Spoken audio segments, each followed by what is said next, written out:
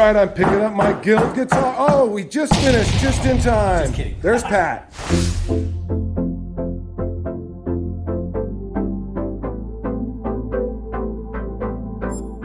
This is my Guild electric from the 80s. I'll post some information in this video. Not a lot of info on it. My uncle owned a guitar store called McCabe's in Long Beach, previously owned by my dad.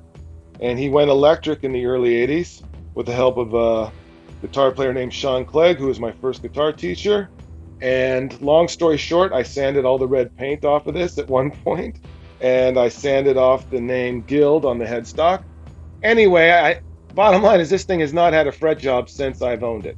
Right here on the 5th fret high E string, some serious buzzing. You know, it's just time for a new fret job. I don't know if we could see what's going on with this thing, but let's see if we get in close.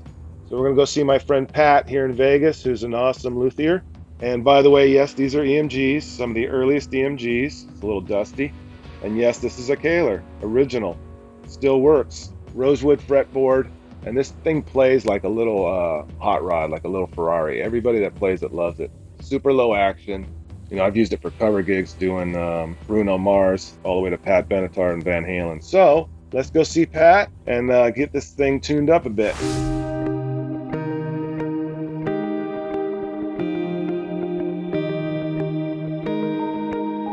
Pat, what did we do to this 1984 Guild electric guitar, which you don't see many of these, do you? Yeah, no, actually I've worked on many of these guitars.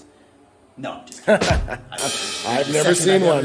Have you ever seen one with the idiot took off all the red paint? Yeah, what a jerk. He's a moron. Oh, wait a minute, that's me. Let's just get on with what you did with this guitar. What was going on with this guitar is just a classic example. Christopher, of you playing the crap out of it for so many years. The frets were flat. Again, it's not been refretted until this weekend. 30 plus years or whatever and it is. Boy, did it need it. They were just flat from playing, and couple of dresses that have been done over time. I think I dressed it maybe once. Yes, you did once, and you did my plate for me. Right, we made this pick guard.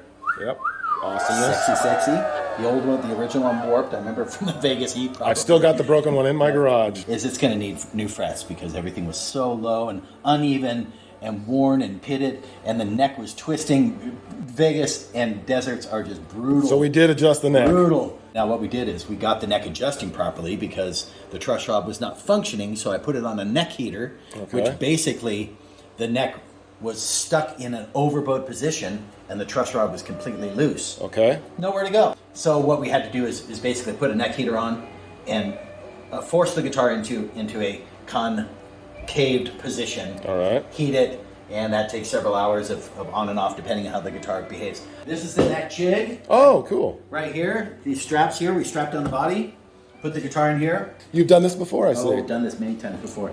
But the bottom line is the concept here is you strap down the body, the neck will hover over these support posts, these supporting posts. Now you got the neck like this, it's all strung up with the strings you like, tens, tuned to pitch or what, half step or whatever.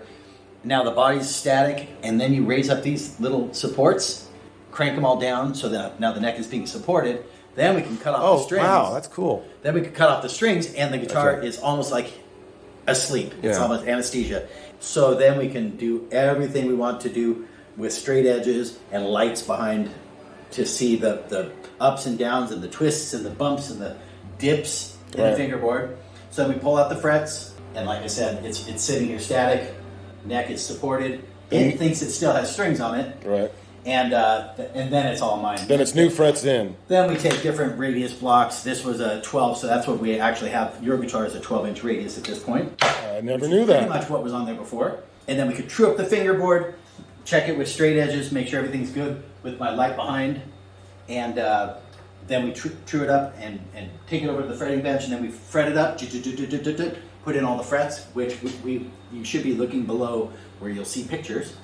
Then we get the frets in, and that I use at Stumac, came up with years ago. In my other shop in Eugene, Oregon, I have an arbor press to press in frets. But this is called Jaws, and this is basically a radiused fret call that we can actually clamp down the frets that help seat the frets. So we get the frets in, and everything's seated down. You want the frets to sit nicely into the fingerboard. Then we basically All right, I fucked up. I lost the last 2 or 3 minutes of Pat's commentary. Don't know what happened, don't know how I did it. Luckily, he was kind enough to take some pictures along the process, so I'm going to roll those now. And then when we're done, what is it like refretting your first guitar from 1985 after, what, 36 years or whatever? I don't want to do the math.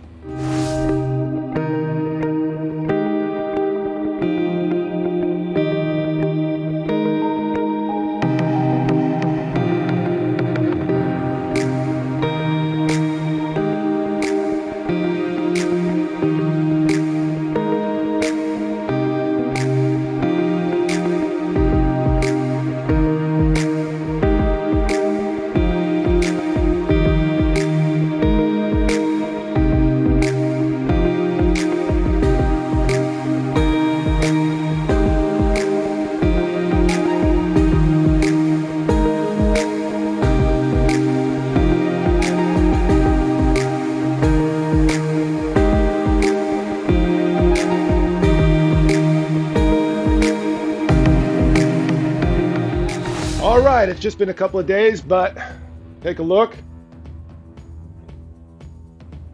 He's straight in the neck, but I was so damn used to that crooked neck, it took a few days to get used to this, and I'm still getting used to it, but you probably can't hear it.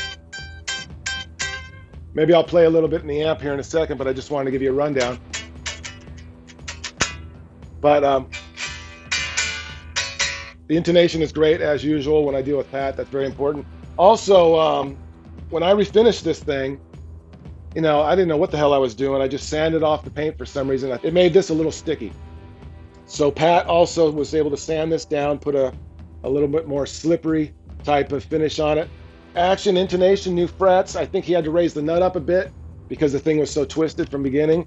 I'm liking it. I think I'll plug it in for the little outro, but otherwise, thank you, Pat. You can find links to his contact information in the description. Let me jam this thing on the amp and we'll see how it goes.